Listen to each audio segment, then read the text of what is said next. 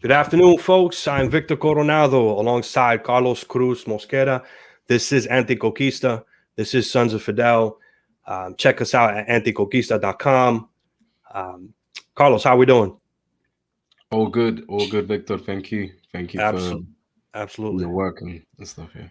Absolutely. This is our first weekly news roundup on Nuestra America, or Our America. And it's just a friendly reminder to folks when we talk about the Americas, we're talking about the entire hemisphere, right? We're talking about the whole thing. And so folks just think it's just the United States of America. But yeah, and then as far as today's program, and folks, this is the first time we're doing this. We're excited about this initiative, and so we would love the feedback. Please hit the like button. Please share it. Please provide us comments and feedback. But and if you have any critiques, we welcome that as well. As far as today's program, the outline, we're gonna talk a little bit about some of the work that we do over at ANTICONQUISTA in terms of funding, groups out in Latin America. And Carlos will start off with that. We'll then jump to news in the diaspora. Then we'll jump into news in Mexico, Central America, and the Caribbean, and then finally South America. And this would be sort of like the general structure moving forward. And we're not going to be able to get to everything, right? Even today, we're probably going to miss some things that were in the news, but we're hoping to do this every single week because we believe there's stuff happening all the time. Carlos, you and I have had conversations behind closed doors, if you would, about how there's stuff happening all the time in Latin America, and it doesn't really reach our target, our audience of Latinos here in the diaspora. So Carlos, you want to start it off with some of the work that we do, some of the exciting work that we do in terms of funding and materially supporting groups in Latin America? Yeah, thanks, Victor. And before that, I also want to say that like we've been saying at ANTICONQUISTA, unless we've missed it, we don't think there's any other organization, any other media project that's doing anything like this. Latin Americans, socialist Latin Americans, giving a news perspective of the region from our point of view. We do know that there are some US, I'd say white US and Europeans who are interested in keeping people updated in terms of what's going on in Latin America, but we think it's important for us ourselves to kind of give the lowdown to our people, and yeah, that's kind of like the spirit of this show. And then in terms of funding, we wanted to keep people updated in terms of the work that ANTICONQUISTA is doing in the region. And I wanted to start off by saying that we started in 2017. In the past 5 years, and it's something I think we at ANTICONQUISTA are not great at doing, like kind of boasting about the work that we do. And we want to boast about it, not because not for our egos or not because we're a narcissistic group, but because we feel it's important that people know that the work that we do does have a direct impact on organizations, revolutionary and lefty organizations back home.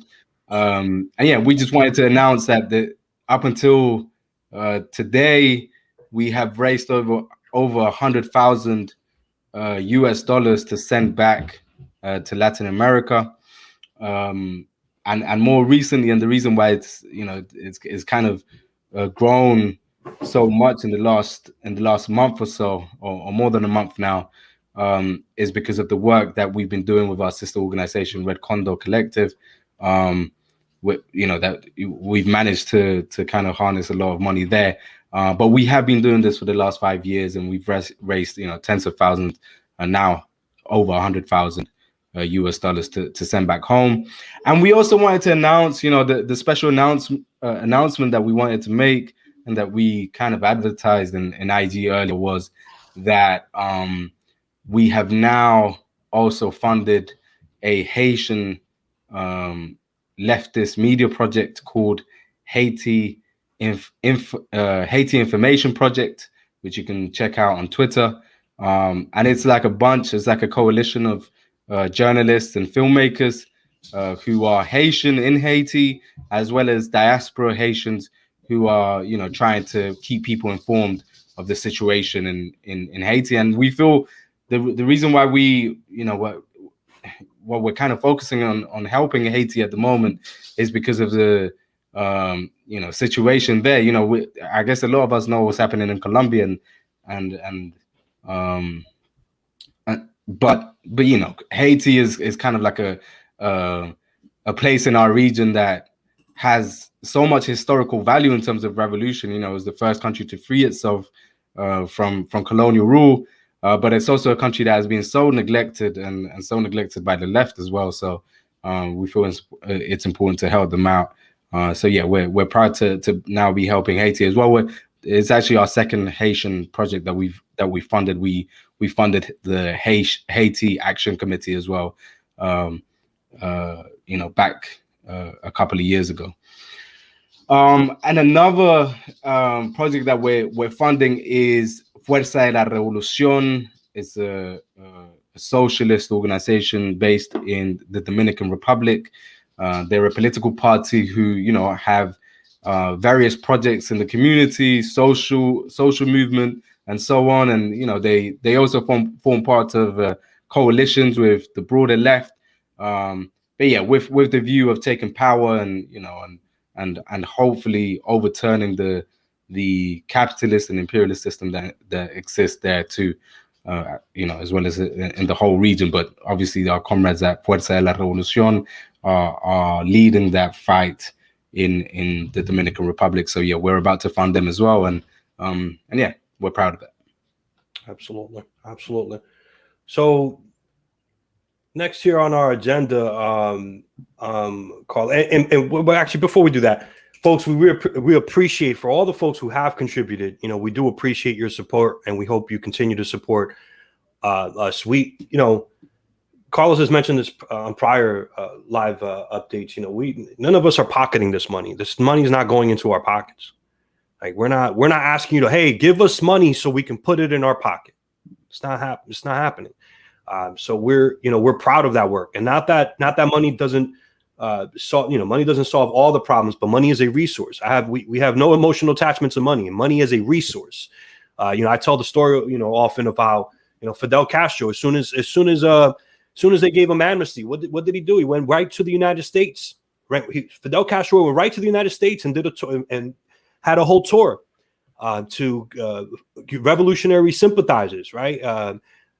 So folks who wanted revolution in Cuba and say, hey, if you want revolution in Cuba, you got to fund us, you got to help us, and that helped start, a series of events. That folks should know the story. If you don't, he went back to Mexico, trained folks, they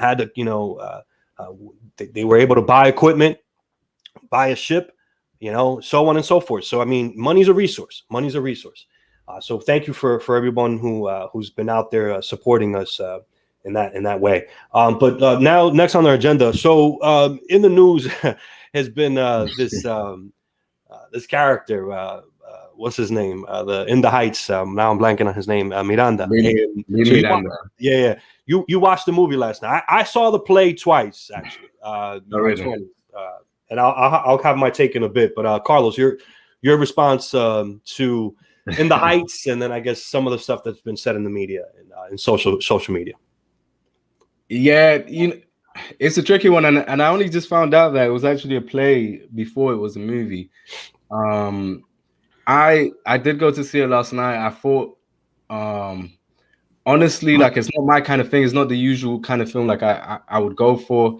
I'm not really into musicals, but I have to admit, despite all the criticisms and unfair criticisms, I would say, especially to do with the casting of, not casting Afro Latinos or Afro Latin Americans, which I accept. I think there are positives. I think that we, culturally, we. There are positive things that can come about in terms of like kind of more mainstream representation, especially for the younger people, to give them, to give us and to give them, especially the younger generation, like a kind of sense of pride in our community, pride in our identity. But of course, like we're not going to expect a profound political or nationalist movie or production, really. So I think to criticize it from a socialist perspective, it would be very unfair for us to like analyze it politically, because it's not a political movie. Right. And we know that Lin Miranda and his family have capitalist interest in Puerto Rico. There was a very good post by NY Boricua Resiste on Instagram with a brilliant infographic showing exactly where the Lin Miranda and his family have these capitalist interests. And of course, so if you have these interests, these material interests in the colonial situation in Puerto Rico, of course you're not going to be talking revolutionary shit in a movie like this. But I would say that beyond all of that, I do think in terms of like instilling some kind of a pride in us about our identity, and even beyond that as well, that there are like threads or parts of the movie where they talk about immigration, where they talk about gentrification, and again, like not in a deep way, in a very superficial way. But I don't think that I don't think it's fair to analyze a movie like that from a socialist or radical perspective, when we know like it's never going to be about that. For example, the casting of or not casting Afro Latin Americans in the movie is bullshit. Of course, it's bullshit. But some of the interviews I've seen are like, look at what Celia Cruz did for Black Latin Americans and Black Latin American women. But Celia Cruz was like really, like if you look into her history, she was a sellout. So that's not the kind of representation that our people need. And if we're going to talk about like black representation of Latin Americans, then there are other places where, or other historical figures that we should be putting forward, rather than apolitical and superficial cultural characters that haven't really done anything for our people, and only for themselves. Individualistic characters, and if we're going to talk about like Black Latin Americans, we could talk about like Black revolutionaries in Cuba, like Juan Almeida Bosque, Victor Dreque, who like led the revolution alongside Fidel Castro and Che Guevara, and people, and it's a mistake on our part to not boost or to not show these historical figures that are so important in our history, these Black historical figures in our history. Or if we're going to talk about the Dominican Republic, there's Dominga Cruz Becerril. You maybe Victor can tell me more about her, but from what I've read, she this was a revolutionary Black woman who gave her life to the struggle and had to flee to Cuba in order to avoid persecution. And so there's so many Black revolutionaries that have given their lives up for the struggle. And I think it's a mistake for us to talk about representation, but like kind of like an empty, superficial representation. It's like the whole Obama thing. Like it's just good enough for them to be on screen, or good enough for them to be in this position of power, but not necessarily giving the people what we need and what we want. Which, yeah, that's what I would say. No, absolutely. I saw the play. I did see the play twice, and I just remember in my 20s just kind of feeling, going back to your original point, which is a certain sense of pride, right? And I had no idea who Miranda was or anything like that, and I'd never seen anything like that, right? And it's especially then, I'm 41 years old, and it's just so now it's kind of like, even now today, it's still a problem, right? Seeing us being characterized a certain way or portrayed a certain way. So I didn't leave the play becoming a revolutionary or anything like that, right? Like, you know, it wasn't leading. They wasn't. I mean, become more revolutionary or less revolutionary. It just. I saw the play and I was like, this is dope. This is real dope, you know. And it just, I remember saying like, why don't we have more artistic work, you know, speak to us in that way, you know, and speak to our people. I was just tired of just, you know, reading white authors and white culture and white this and white I never really resonated with me. I was a terrible student in high school because I just got tired of reading all that. I just got tired of all that shit. So, but to your point, I'd be curious to watch the movie. I will watch it just because, you know, it's in the news and everybody's talking about it. I'd be curious to see what my reaction to it is now. I don't know, you know, so I will watch it just for that reason alone. But yeah, I mean, it's just, you know, folks, I think, you need to kind of put things in perspective, you know, right?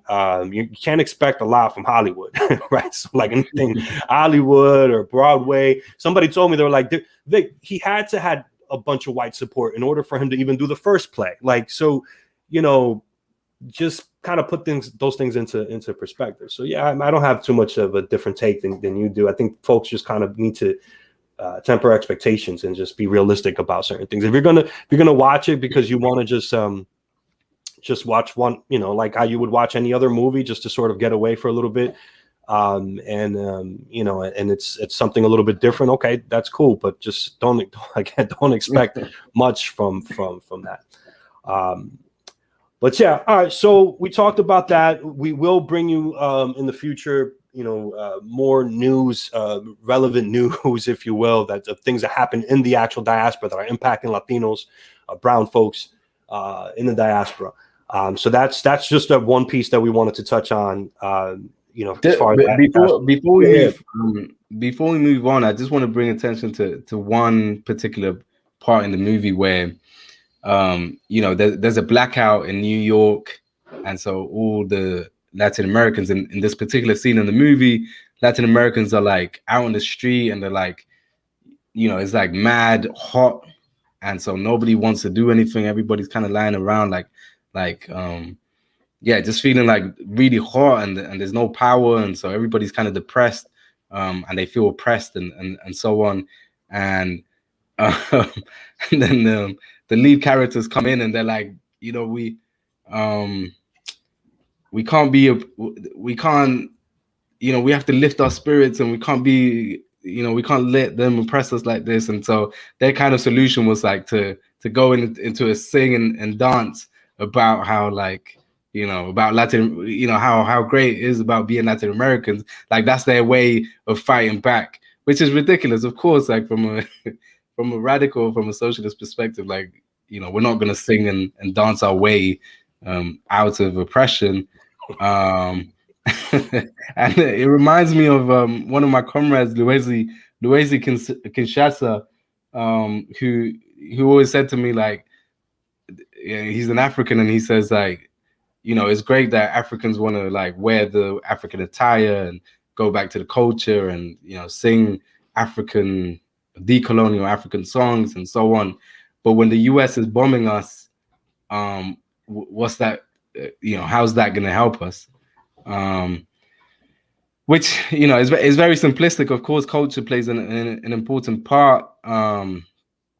But yeah, like, I think it's ridiculous. No, yeah, I know you're 100%. Listen, I organize in the Dominican Republic. That's not what they don't sing and dance when the lights go out. They hit the streets.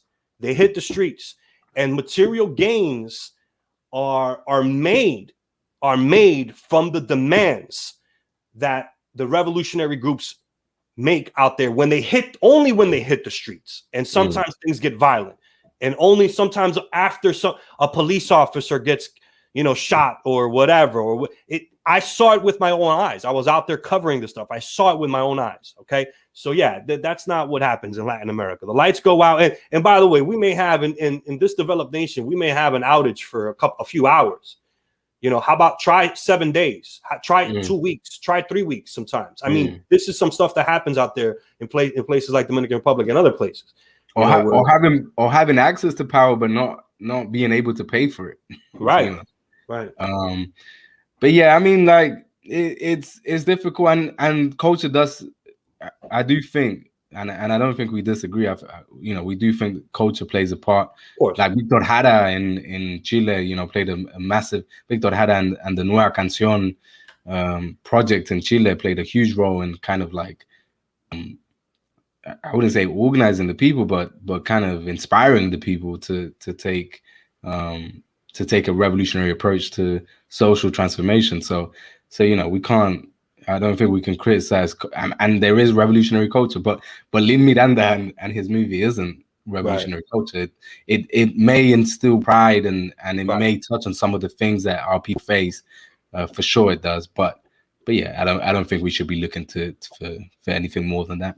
Well, you know what? Let's speaking of revolutionary culture, let's just kind of take this opportunity to let folks know who the special guest is for next week. And so the special guest for next week is none other than M1 of Dead Prez. And so you'll see a flyer go out Monday morning, virtual flyer. I don't know what you call it nowadays, a virtual flyer, I guess, whatever it's called. We're going to put that out there. You'll see it on Twitter, on Facebook, on Instagram. So M1, we appreciate you, brother, and we're looking forward to that. And if anybody has any questions for M1, definitely hit us up so we could try to field those questions. Have him field those questions. All right, so let's move on to some of the news happening in our America, Nuestra America. And so let me see if I can share my screen here. And by the way, we do have we will be talking about Colombia. We don't want to bury that and think that, let folks think that, trust me, we're going to get to Colombia and we're going to talk about that. And our brother and comrade here, Carlos, is going to help us out with that. So let's, here's some of the stuff that I found in the news over the last week or so. This is a piece that was in The Guardian and published out, reproduced elsewhere as well. 2 journalists killed in Mexico, meaning 3 dead so far this year. Gustavo Sanchez Cabrera shot dead Thursday and Enrique Garcia killed Wednesday, apparently during work as ride-hail driver. Prosecutors in southern Mexico said reporter Gustavo Sanchez Cabrera was shot to death Thursday. Another journalist was killed just west of Mexico City, bringing to 3 the number killed so far this year in the country. 2 other reporters have disappeared. I'm not going to read the rest of this. Reporters Without Borders is making a demand. But just to say that, Mexico is one of the if you're a journalist, it's one of the toughest places to be a journalist because you end up often in this position right here where you're being persecuted and whatnot. So there's that piece there. You mentioned before something about we were just talking about in the Heights and losing power or not having access to be able to pay for power, et cetera, the resources to pay for electricity. So here's a piece I found in Bloomberg. And yes, we will, by the way, just to clear the air real quick, we will be bringing you pieces from both a leftist perspective and that of the most corporatist right-wing perspective. I tell folks, I think it's a mistake. Carlos, you and I talked about this off air. It's a mistake to not read the Wall Street Journal, to not read the New York Times, to not read Bloomberg. Read Fox News, Fox Business News. Read what they say because they will often give you gems. They will tell you exactly what they're thinking. They'll tell you exactly what they're trying to do. They'll often just reveal themselves to you. So anyways, but here's a piece from Bloomberg. Mexico's AMLO to see constitutional changes despite midterm losses. Mexican President Andres Manuel López Obrador, also known as AMLO, will push for constitutional reforms, including a controversial bill favoring the state-owned power utility over private companies, even after his coalition lost the lower house supermajority it held before this month's midterm elections. López Obrador said on Thursday he will also send to Congress proposals to bring the National Guard under the Defense Ministry and to change the electoral system.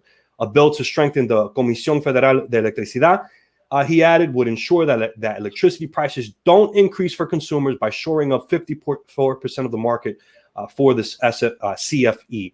And then he says we need a reform so that domestic users, the poor and middle classes, don't pay more for electricity than big corporations. The president, known as AMLO, said at a daily press conference. So I know AMLO's a controversial figure amongst folks on the quote unquote left. Some think he's not progressive enough or socialist enough, etc. And I my response to that is try being president of a Latin American nation and within that within the context of always being attacked by imperialism. Carlos, I don't know if you have any response to this before we go on to the next piece.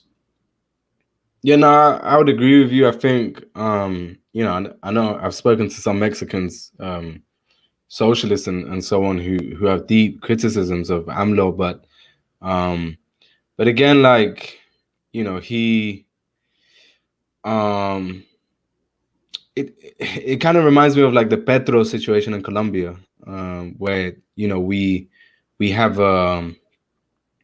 he's a liberal, I guess, a social democrat, who's done some good stuff, like in Venezuela, for example. When Venezuela has been targeted by the US, AMLO has been saying things like, why don't we just let the Venezuelan people get on with it and allow them to kind of take reign of their own destinies. And internally he might, and not he might, I'm pretty sure, and it's concrete fact that he has problematic policies and has kind of course watered down some of the proposals that he had made before he was elected, and quite frankly has relationships with sections of the neoliberal ruling class that kind of disallows them to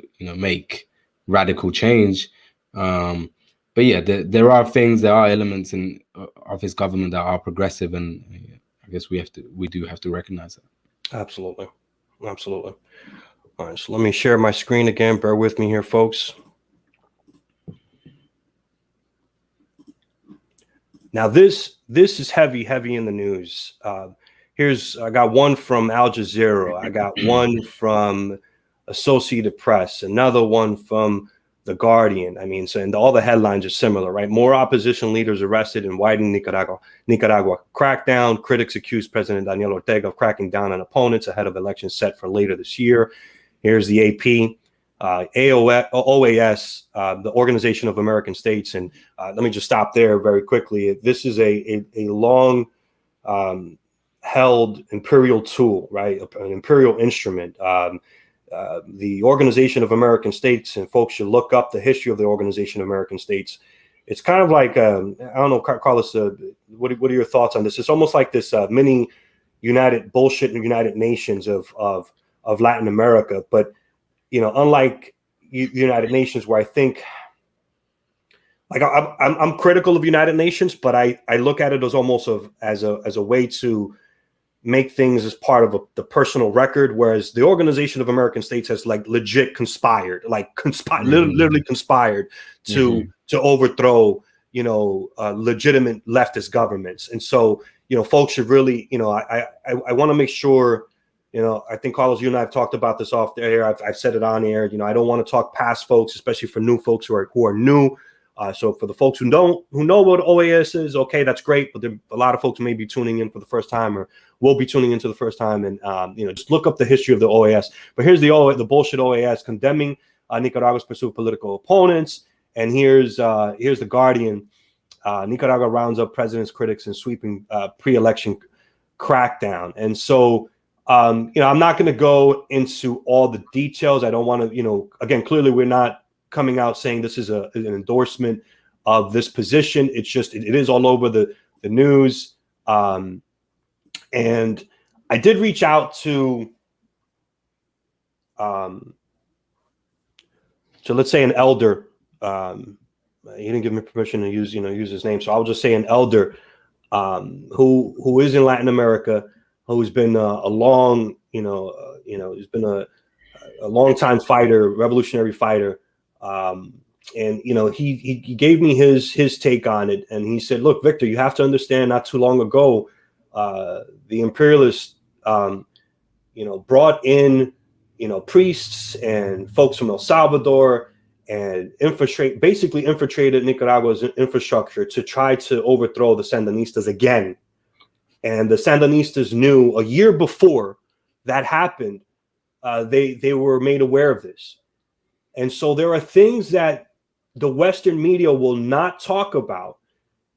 He goes, and we need to be clear about these things. He goes, you have to understand that there are a lot of folks who are receiving money, not all of these folks, but and we can be critical of the fact that maybe Ortega and the Sandinistas have gone maybe just a little bit too far. That you could do that, but they also have a right to defend themselves. And here at Anticonquista, you know, well, Carla, I'll let you talk about, you know, our official position, you know, but yeah, that's just I just kind of wanted to say that. Carlos, I'll wait and hear your response. You still there? It looks like we lost. Did we lose Carlos? Carlos, you're still there? Hey, bro. Yeah. I'm not quite sure what happened. Yeah, that was weird. But yeah, Carlos, your response. I'll end there. Your response to that. I mean, first of all, to say, like, the fact that the headlines are so so one-sided. You know, they're very one-sided. I'll begin with that. The OAS, led by Luis Almagro, I think his name is, who, like you said, Victor, have conspired to any radical or progressive Latin American country that, you know, has tried to make progress, has been, you know, the OAS has attempted to impede their progress by, you know, undermining them, and you know, it's the best way to kind of point out their hypocrisy right now is with what's happening in Colombia, where we have confirmed assassinations of protesters, of peaceful protesters in Colombia. And where is the OAS? But there's, you know, slight talk of political repression in Nicaragua, and they're all over it, like, you know, like hungry vultures, and it's because the OAS does the work of the empire. You know, they're like basically you know, Luis Almagro is the perfect neo-colonialist. You know, he's from our part of the world, but he does the bidding of the U.S. imperialists. So, but you know, say, oh, and I also wanted to mention that there's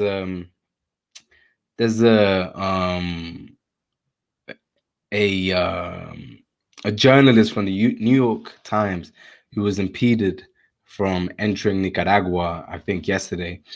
His name's Anatoly Kurmanev, which I think he's Russian, and he of Russian descent, sorry, and he was impeded from entering the country. And the way it was reported in the media is that, you know, this journalist from the New York Times has been refused entry into Nicaragua, and it's like, this is proof of the Ortega administration and the Sandinistas hiding or attempting to hide what's going on in the country, and, you know, they're not for freedom of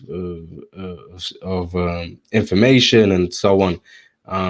But if you quickly Google the journalist Anatoly Kurmanev, you see why Nicaragua refused to let him in, and it's because he's just a right wing and pro-imperialist journalist who has reported on Venezuela widely, and who has reported bullshit on Venezuela widely, quite frankly. You know, covering the economic crisis that happened in 2018 in Venezuela, which did happen. You know, we have to admit, but he never mentions the fact that the economic crisis came to Venezuela or affected Venezuela in 2018 because of the sanctions that were put in place in 2017, a year before, by the United States. Does not mention it once. And it's in the news now. The sanctions are in the news now. Maybe we can touch on it a bit later. But I'll mention that the fact that there's a U.S. congressman, I think his name's Jim McGovern, I think his name is, who recently came out and published a document asking Biden to stop the sanctions on Venezuela. This isn't a radical revolutionary. This isn't a leftist. This is a congressman with the Democratic Party asking Biden, demanding that Biden stop the sanctions on Venezuela because it's literally killing people.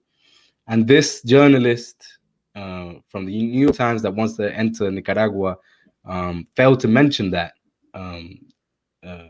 in his pieces on Venezuela. So I don't blame the Nicaragua state, the Sandinistas, in that particular case. That we were talking about this, Victor. Like I don't want to sit here and sound like we're just fanboys of the Nicaraguan process or the Venezuelan process and so on. Because I do think we have to be critical. We have to be critical in our support. It doesn't necessarily mean that we agree with all of the policies. It doesn't necessarily mean that we agree with some of the stuff that's being said about Ortega or that being published about Ortega in terms of his links with neoliberal sectors of the Nicaraguan community. But in terms of like us as anti-imperialists, we have to be solid in our anti-imperialism. We have to, be straight up and call out when, much of the political prisoners, the so-called political prisoners who are being detained by the Nicaraguan government are in prison for legit reasons. These are people, some of them who took part in the very violent protests that happened in the 2018 protest, the right-wing protest funded by the US, and these are called political prisoners by the Western media and Western journalists and so on. So yeah, we have to. It is a complex situation. There are, of course, there are going to be cases where things aren't as black and white as that. Not everybody that has criticisms of the Sandinistas and Ortega are going to be funded by the US. As I think, we don't want to lose the analysis in that. Like, we don't want to come off as simplistic and say that everybody that criticizes the Sandinistas within Nicaragua or who have legitimate concerns about the way the Sandinistas are handling their government and some of their policies are doing it for the wrong reasons or are doing it because they're funded by the US and so on. I don't think that's the case. I'm sure there are leftist and socialist groups and individuals who have these legitimate criticisms. But in this moment, when there's an attack on Nicaragua, we have to, of course, focus on dismantling or debunking the propaganda that's going out. So you mentioned you were right dead on with the name of the Congressman, Representative Jim McGovern. Here's an article here. It was in Common Dreams. Biden urged to embrace top Democrats' call to end deadly U.S. sanctions against Venezuela. The terrible suffering and death that Venezuela has experienced in recent years is overwhelmingly a result of economic collapse and deprivation caused by U.S. sanctions. And then this piece continues on, but and it's important to mention also, Victor, that Nicaragua is also being hit with sanctions. Absolutely.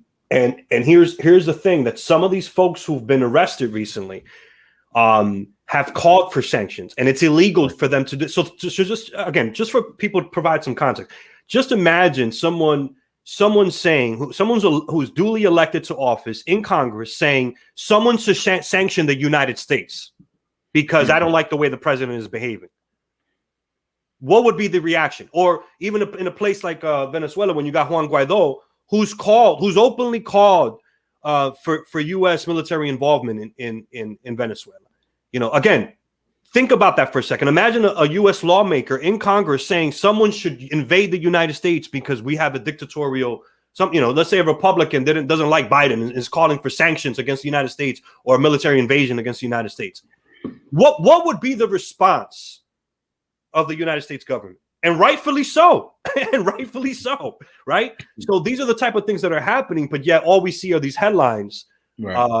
Talking about the repression and the dictatorship that's being created now in Nicaragua, right? Meanwhile, in Colombia, as you mentioned before, people are dying daily.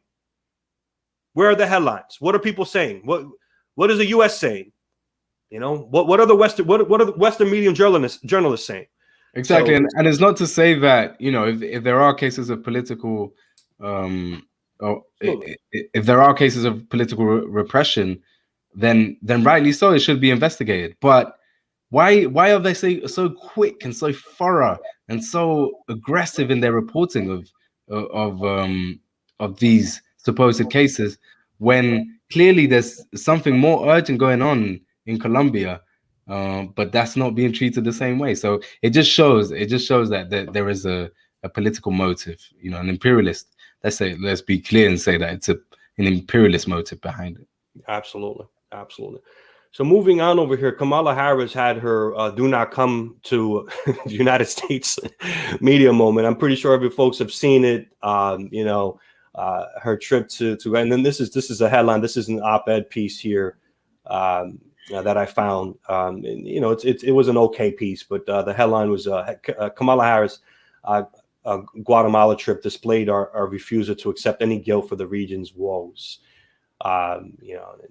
It ended up quoting AOC, who I could, I don't care too much for, but the point still remains is that and I've seen a lot of the interesting memes in the videos. Her saying, I forget what she was saying exactly, what the wordage was before she got elected, right? Where she was on the campaign trail, and the next thing you know, that they juxtaposition that to "do not come." The question of immigration just always drives me mad because there's just no context provided in the Western media. There's this. I've always said it's the chickens coming home to roost situation, because you invade our countries, you destroy our countries, you rape our countries, you use our cheap labor, you take our raw materials, and then you wonder why we end up at your doorstep.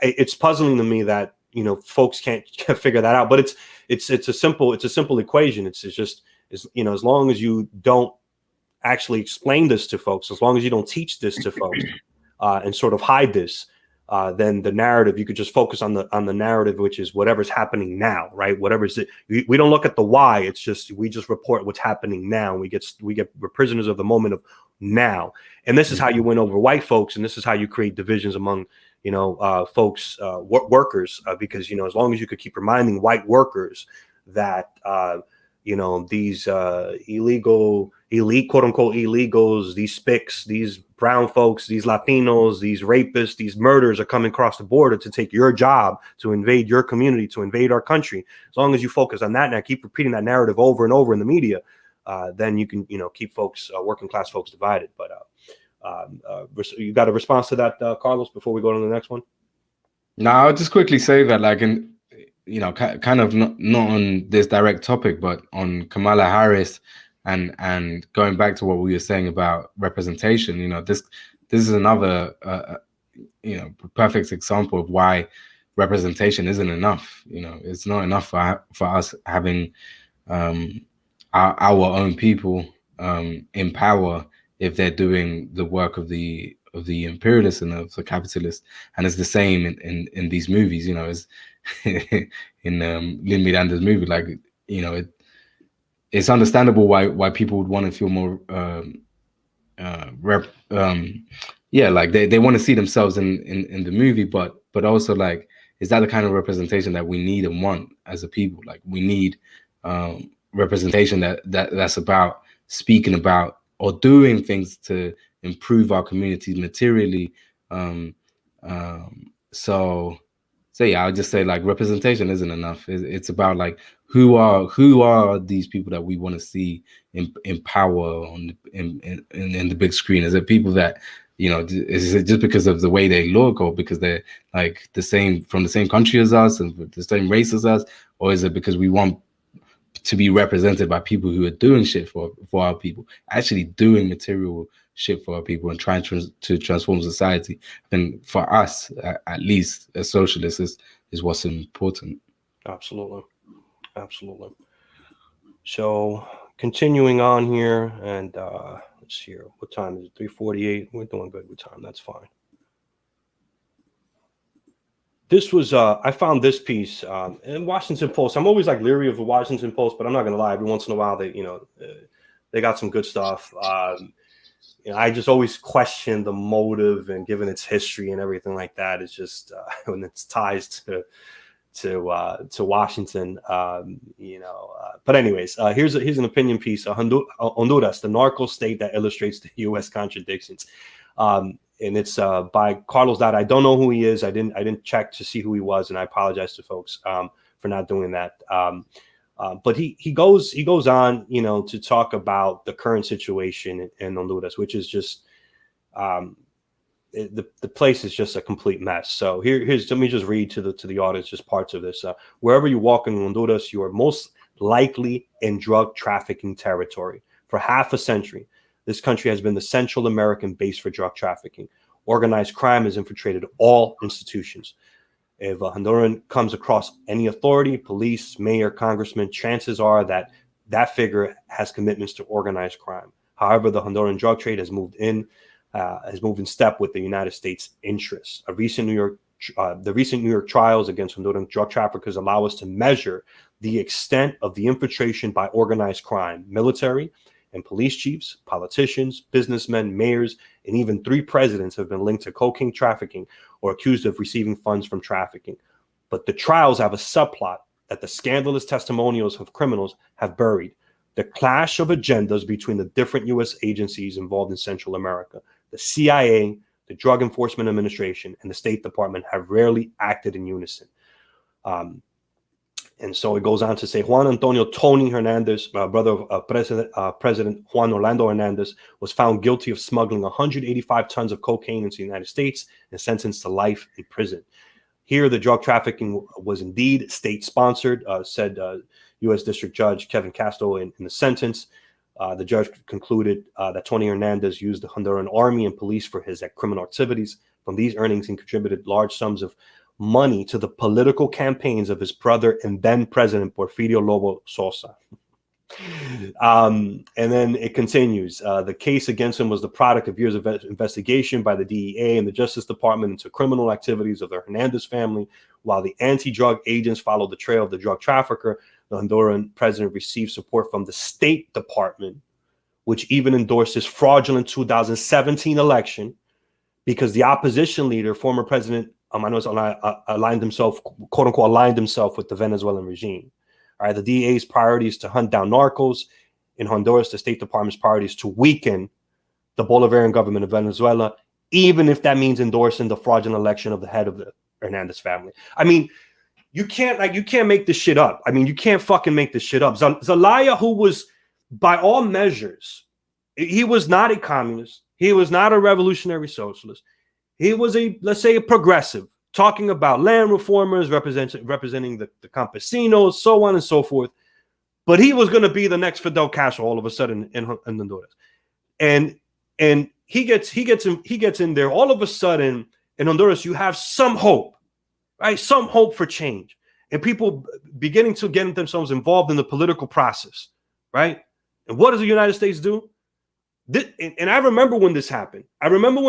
Because the United States, and at the time it was President Obama along with Secretary Hillary Clinton, and the entire world called it what the fuck it was, which was it was a fucking coup.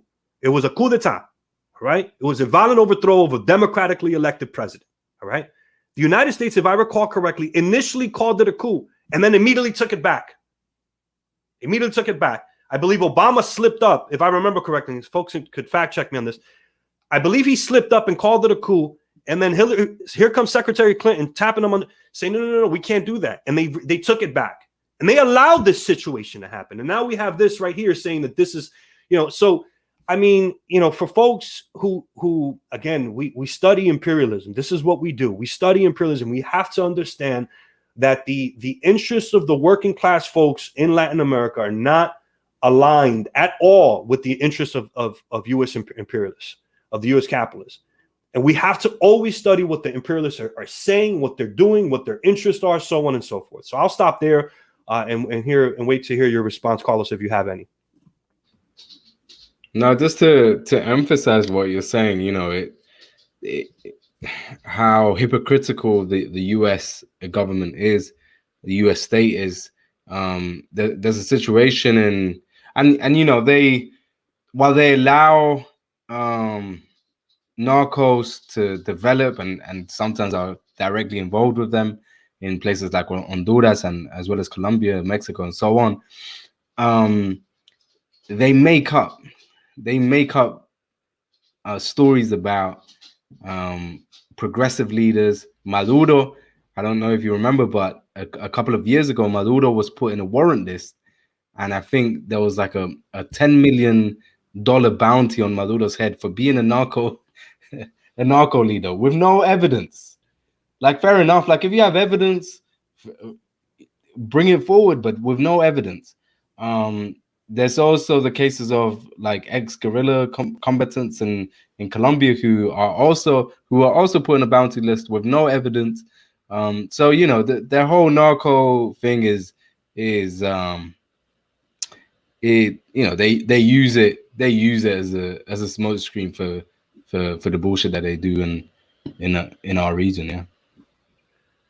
And what's hilarious is, so I have a friend that I went to high school with. He's in the Coast Guard, and so I ask him stuff all the time, right? And I asked him about the situation because he was out there, and I said, so what are you guys seeing? He goes, what do you mean what we're seeing? We're seeing fucking nothing, because we know Venezuela, this is political. We know Venezuela doesn't fucking traffic drugs. It's all fucking bullshit. Like, this is, I said, so what are you hearing on your end? He goes, we know the same thing that you know, that Venezuela's not involved. This is the least of our worries when it comes to drug trafficking. The whole thing is political. It's bullshit, but we're out here pretending to stop drugs. Like, you can't make this stuff up. You literally cannot make this stuff up. Anyways, let's continue, and then I promise we're gonna get to our final piece, our final part of this the segment, which is going to be South America, and then we'll turn it over to Carlos. So a couple pieces here on Haiti. Of course, again, Haiti in the news. Here's a piece by AP, Associated Press. Gang violence displaces thousands in Haiti's capital. Escalating gang violence has pushed nearly 8,500 women and children from their homes in Haiti's capital in the past 2 weeks, according to a UNICEF report. Officials say the gangs fight over territory in Port-au-Prince has forced hundreds of families to abandon, burn, or ransack homes in impoverished communities, with many of them staying in gymnasiums and other temporary shelters that are running out of water, food, and items like blankets and clothes. I'm not going to read the rest of the article, but there's that.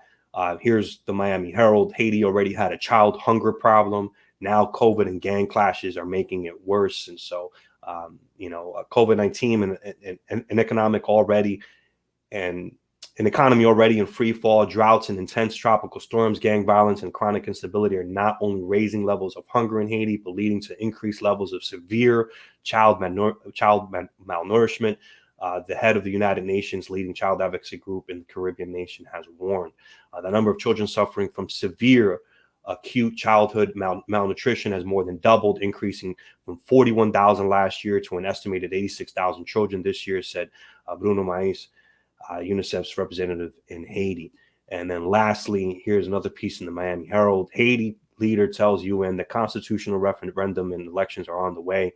I thought this was, I'm sorry to make joke of something or make light of something that's, so serious, but just the response here was when I read this, I thought it was funny. Haiti's government assured the international community Thursday that I had nothing to worry about, right? Of course we don't, right? On the holding of long overdue parliamentary, local, and presidential elections. That the president has done everything to facilitate their organization this year, right? The electoral machinery has been in motion. The Provisional Electoral Council has the resources needed, and the electoral process is following its normal course. The declaration came moments after he asked member nations to ante up $17 million for an elections fund after members of the UN Security Council, led by the U.S., question the government's commitment as political stalemate deepens and Haiti faces worsening problems. So, I mean, I just feel for the people of Haiti, and I don't have anything else to add here. I just wanted to read some of the headlines there, and now I'm going to go ahead. Well, I don't know, Carlos, do you have a response before we turn it over to you? No, just to say that that's why we wanted to focus on Haiti in terms of the funding that we've recently given up to the region, because of that. The situation in Haiti, and we know it's a situation that isn't organic. They try to paint Haiti to be this backward country for no reason, but it's a country that's impoverished because of the interests, the Western and the capitalist imperialist interests that have disallowed it to prosper and to be a free people. So yeah, we definitely, as Latin American, Caribbeans, we definitely need to step up in terms of our solidarity with our comrades, with our brothers and sisters in Haiti. Absolutely. Carlos, you know what, before I turn it over to you to talk about South America, I don't have this here, and I don't have any news about Dominican Republic per se, but I was just thinking about this because I was going to probably do a whole piece on this, but I'm not. I'm just going to do it now. So this guy, I forget his real name. I didn't even know who he was. So this guy, let me look him up. Give me 2 seconds here. Here we go.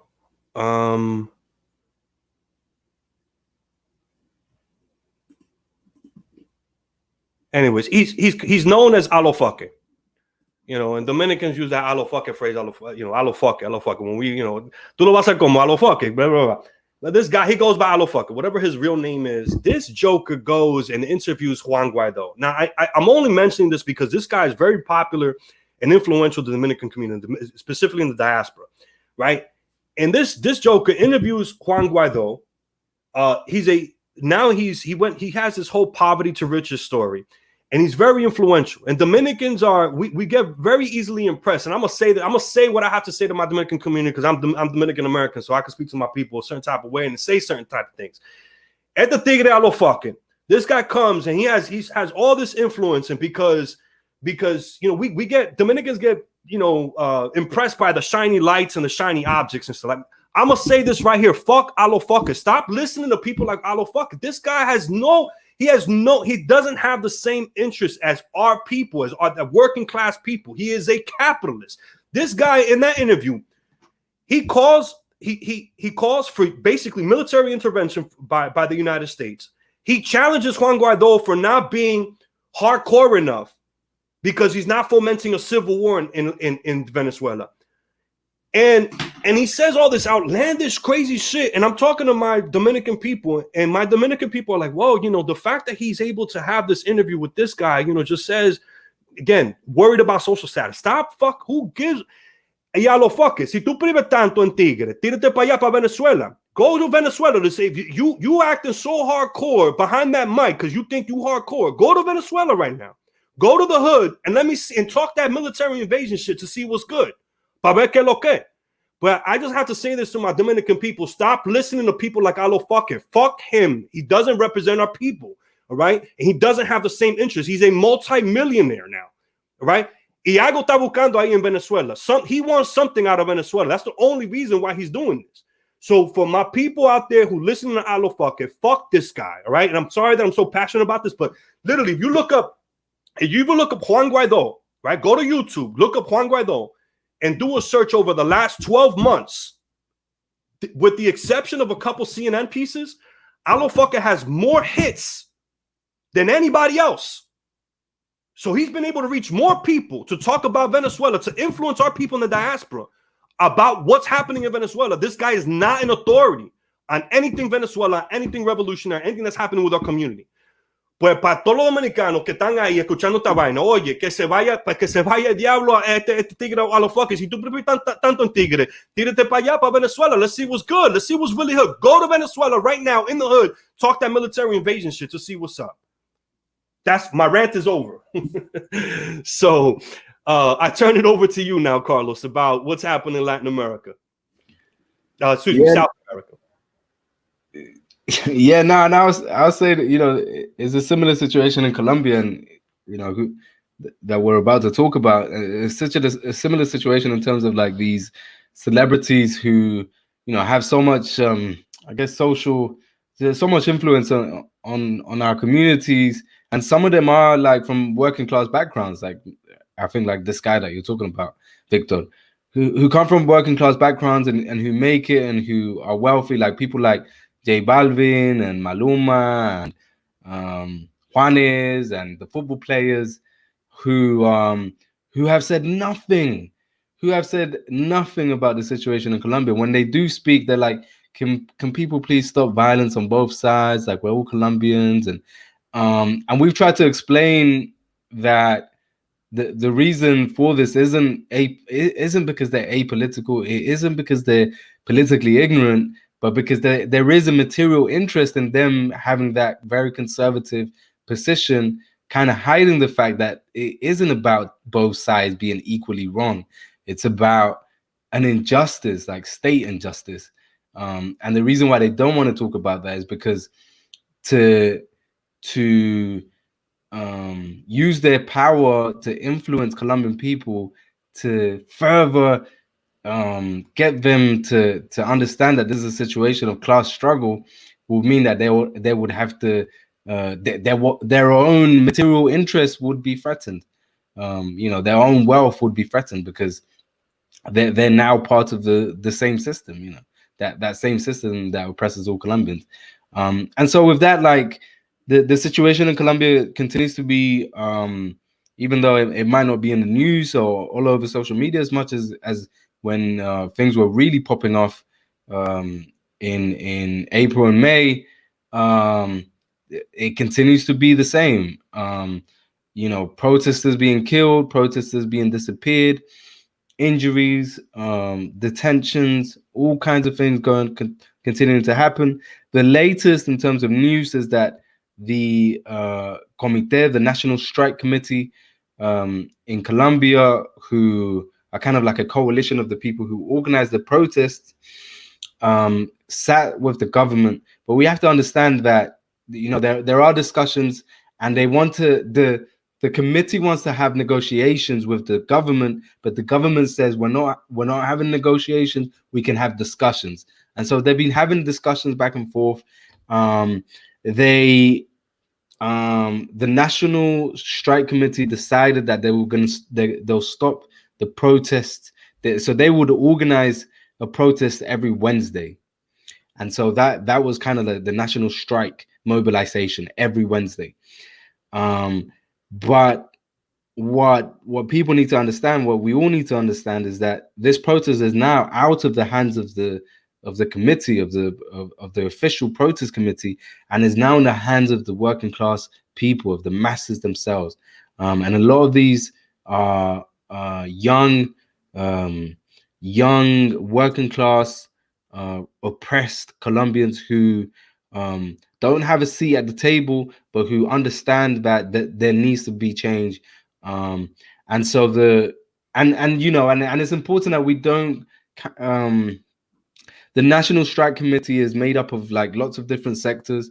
There's you know, very liberal, reformist, very soft and weak politics within the committee, but there's also very radical groups in there as well. So and we don't want to pitch the protesters, the young protesters who are still out on the street against the National Strike Committee, which is what they're trying to do in Colombia's media. With, you know, they're saying, oh, the National Strike Committee have said they're lifting the protest, but there's a division because there's still blockages and there's still uprisings in the neighborhoods. But it's because the National Strike Committee, our coalition, which can be watered down because there are groups and individuals in there who represent like the more reformist part of politics in Colombia, but there are radical revolutionary sections of the Strike Committee who have said, even though we're lifting the protest, we're still going to support local protests. We still support the people who are out there. So even though they themselves have lifted the protest, they're not condoning the protests that are continuing to happen. And a lot of and the reason why it continues to happen is because there's these young revolutionary Colombians who are known as in Colombia as ninis. So these are people who have no study and no education, and so they have nothing. They have no employment.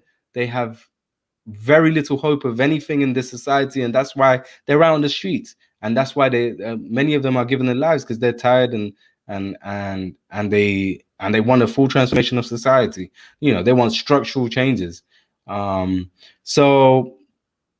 then another very important thing to understand is, or to inform people about, is that on Friday there was a decree that was passed by Duque's administration called the 003 decree, which is basically it means that they're redefining what a peaceful protest is, and how they've done that is that any protester who is part of a what would you call that, where they block the roads, protesters who block the roads are now being seen as, that is being included in the decree as a violent act.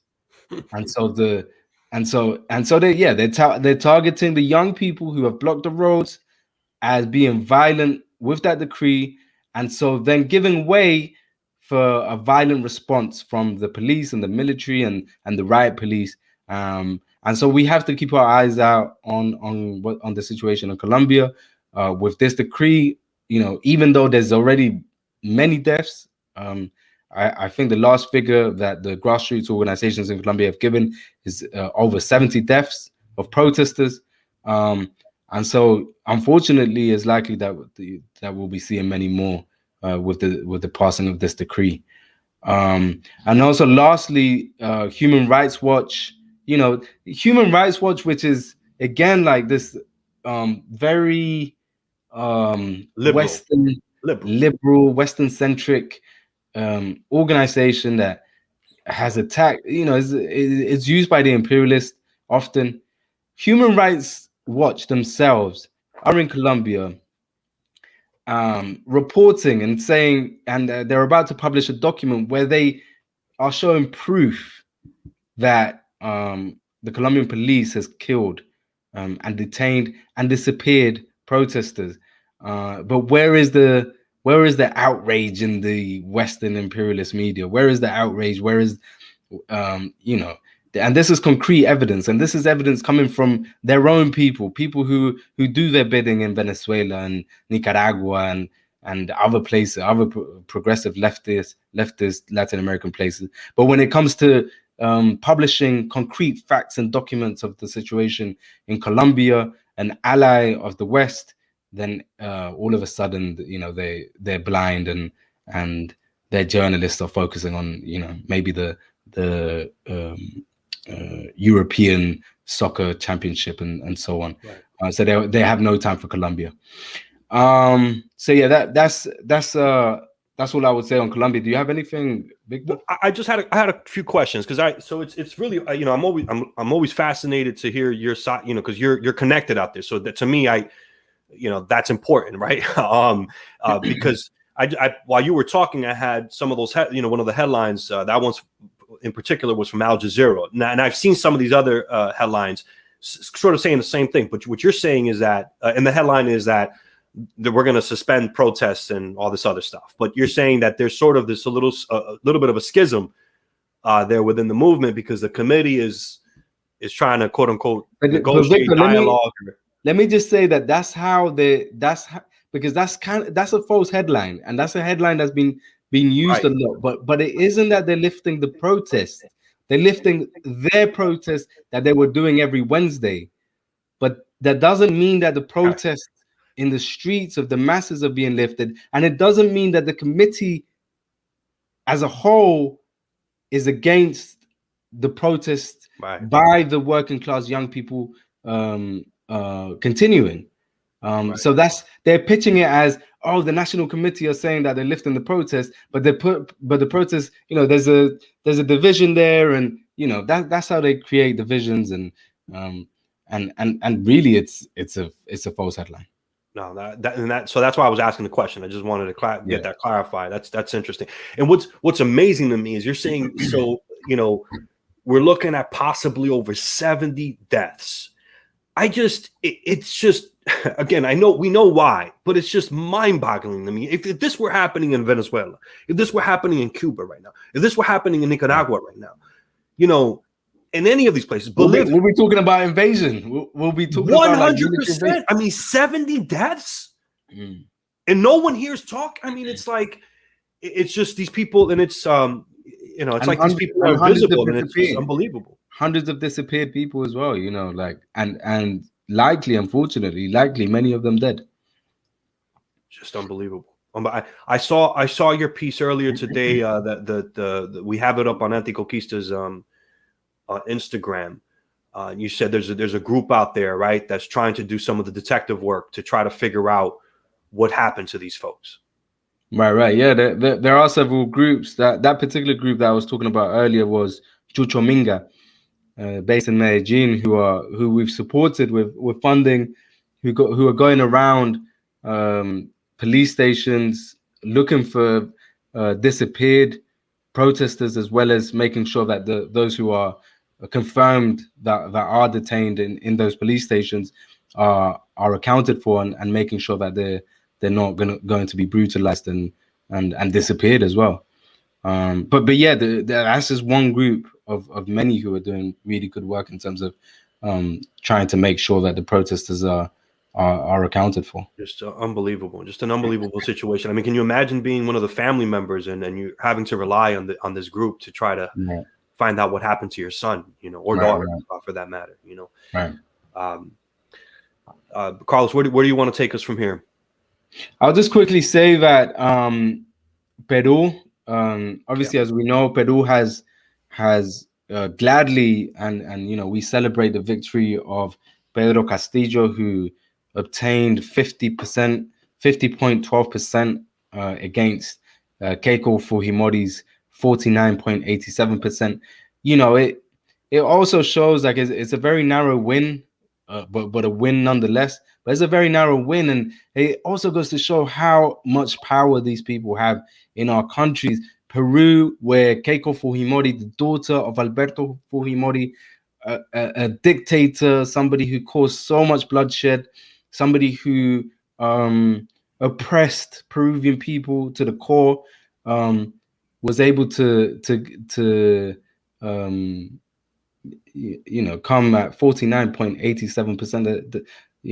It should have been a landslide. It should have been a landslide. If the people were politically conscious enough. Yeah. But unfortunately, it isn't their fault. It's because of the capitalist and imperialist system that exists, that's so powerful in our countries, that like Malcolm said, like that.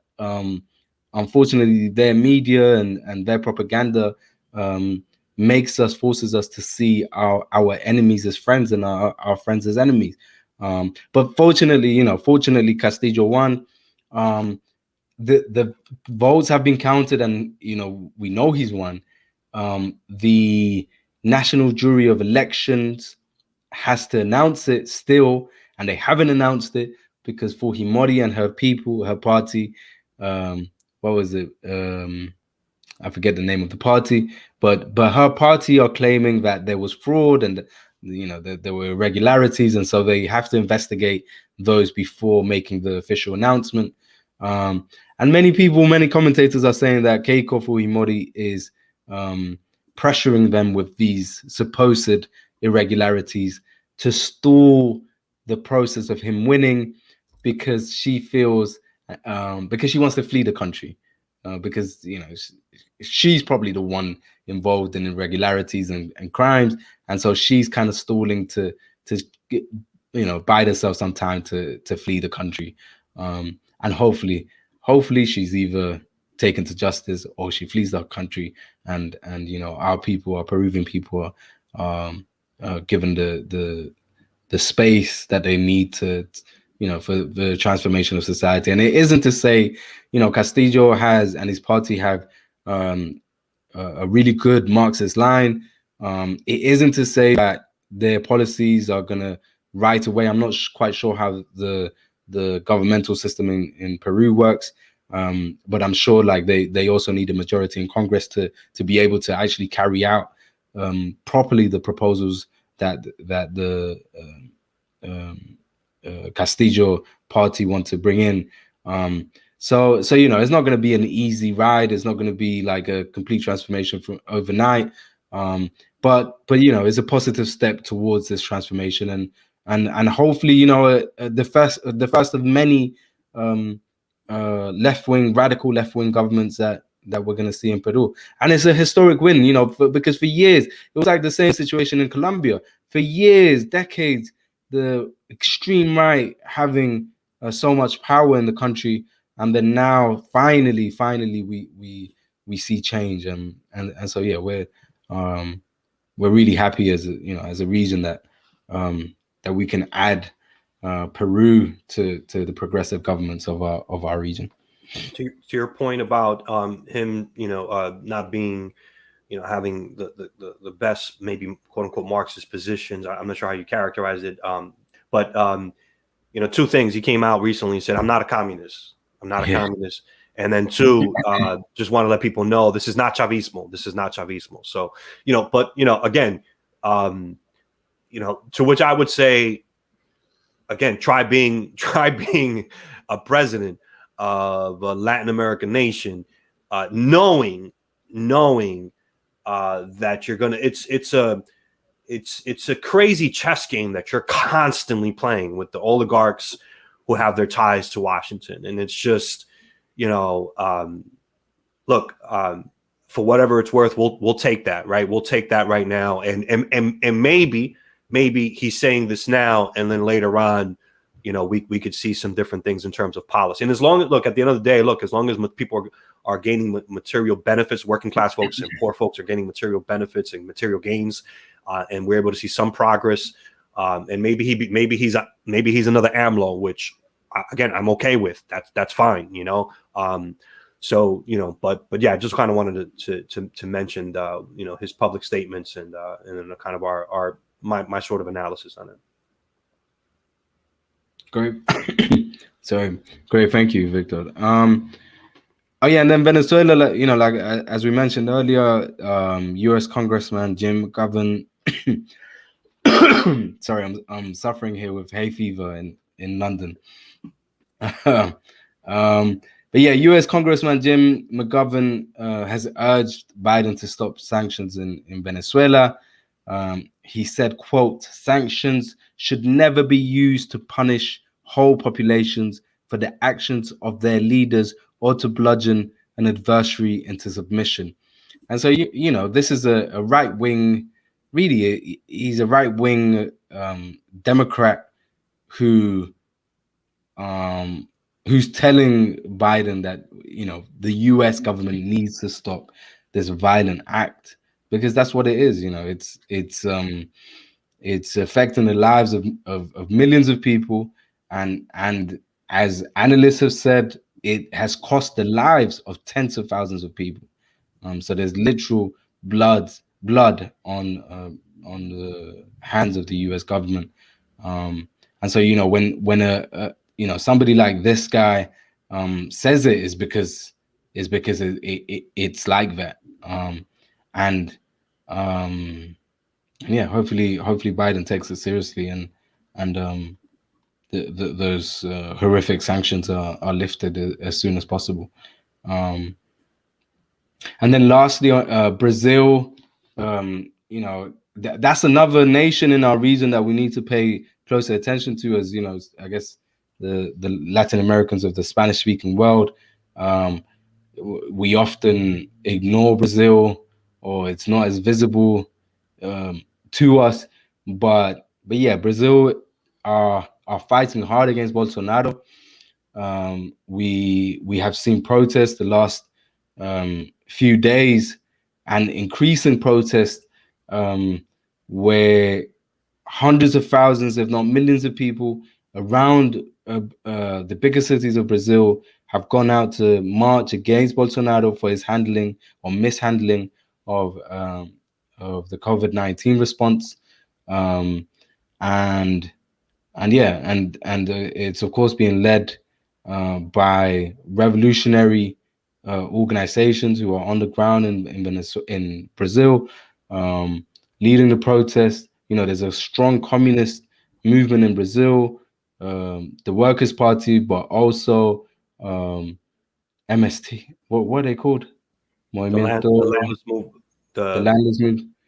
Yeah, I I'm forget their blanking on exact name, but they're a big, powerful party and movement, and yeah, we definitely need to pay attention to what's going on there. There's a congressional investigation as well into the handling of Bolsonaro's handling of the COVID-19 response. So yeah, hopefully, we're going to see the impeachment of Bolsonaro, and the rise again, the rise of a progressive government, if not Lula, another Workers' Party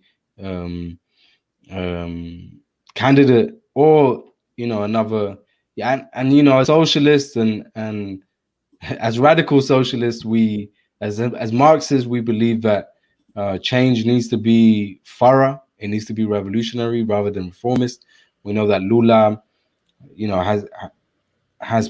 did play a big part in the transformation of Brazilian society in terms of reforms, at least, where people had at least some access to a dignified life in terms of like public services, housing, healthcare, and so on. But it didn't go far enough. They didn't reach far enough.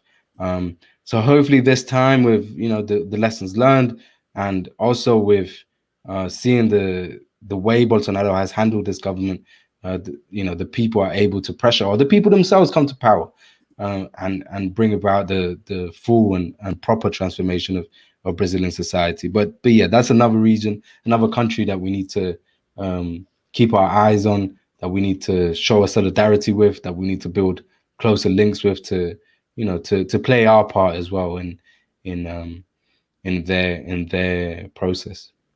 Brazil was on a progressive arc, clearly, with Lula, and then you get the lawfare situation. Again, they can't beat Lula and his Workers' Party, so they trump up charges against him, and they do all this stuff. I mean that deserves its own segment for a deep analysis and deep dive. Then Dilma wins, right? Former Marxist trained economist. And same thing, they get rid of her, right? Because the oligarchs can't figure out what the fuck to do with the Workers' Party and Lula and folks like Lula and Dilma.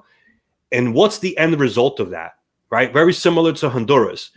The oligarchs conspire against this progressive movement, right? And Lula, let's be clear, Lula, yes, he wasn't a Marxist or communist, but millions of people came out, were taken out, were able to come out of poverty because of his economic policies, right? He goes to the UN, Lula goes to the UN and gives a speech and talks about how European colonialism devastated all of Latin America, so they were on a progressive arc. Oligarchs make sure they get rid of Lula, make sure they get rid of Dilma, and this is who they give us. They give us Bolsonaro, who is insane. The guy is insane. I mean, this guy hates gays, hates the LGBT community, supported the military dictatorship in the 50s. If he had his way, he would basically install a military government. Doesn't believe in science, was a COVID denier, didn't do shit. when it came to COVID and was telling people to go out, don't just keep living your normal life. I mean, this guy's been a total disaster. Now, economically, as far as the economy is concerned, that's a disaster. So, again, the oligarchs get rid of Lula. They can't figure out what to do with the Workers' Party. They get rid of Dilma, and this is who they provide us. This is who they give us. You know, so for folks, who have studied the quote unquote pink tide, it was clear that Latin America was on a progressive arc, and millions of people were coming out of poverty through. These weren't real revolutionary crazy program. It was just simple, democratic, social programs. Like they were just very, basic reforms that were taking place. And even like that, again, it's never enough for these oligarchs. It's never enough. They want more. They need more. They need to be able to control more. And then you get into this whole thing of the poor. You're giving all this stuff to all these poor people, and the next thing you know, they're conspiring with Washington to get rid of people like Lula and Rafael Correa and Evo Morales and Lula. It's the same playbook all over the place. Now they're trying to get rid of Ortega and the Sandinistas. So yeah, but I think so. We're almost at an hour 30 mark, Carlos. I think that's a wrap. Actually, before we let everyone go, I do. You know what? I'm not going to get into a deep dive, but COVID-19 is a huge problem right now in Latin America. There were talks, again, for whatever it's worth, these concessions at the G7 and the World Health Organization has been pushing, developing nations to please to do more. And so there are a bunch of, for folks who are interested, if you just Google COVID-19 in Latin America and see some of the stuff that's happening, it hasn't been enough, and our people are suffering, our people are dying. I have a comrade in Dominican Republic right now. His mother has COVID. His father has COVID. His sister has COVID. His aunt has COVID, and they're all in the hospital right now. So, COVID-19, we're not going to get into a deep dive right now. I just kind of wanted to sort of mention, I apologize to the audience for not, providing more information on that. Hopefully we'll get it in on the next program. Yeah, and I would just say that like a lot of the stuff that we've been speaking about, like in Haiti and Colombia and in Brazil, a lot of what's going on there in terms of like the social uprising, the social movements, fighting back the state has been triggered, partly because of the COVID situation and how those governments have been exposed in this situation to be seen that they actually don't care for the people at all. Their major interest is for capital. So yeah, COVID definitely has played a big role in all of these countries. And yeah, several weeks ago I shared a link internally with our folks at ANTICONQUISTA. For folks, everyone knows we hold the third worldist position. It's just clear, right? It's just so, like, if you don't think that, if you want to be critical of us, that's fine. But the facts are the facts. The places like the United States and Western Europe were able to receive vaccines right away, right? The response has just been, to say it's been inadequate and slow and lagging. It's just an understatement.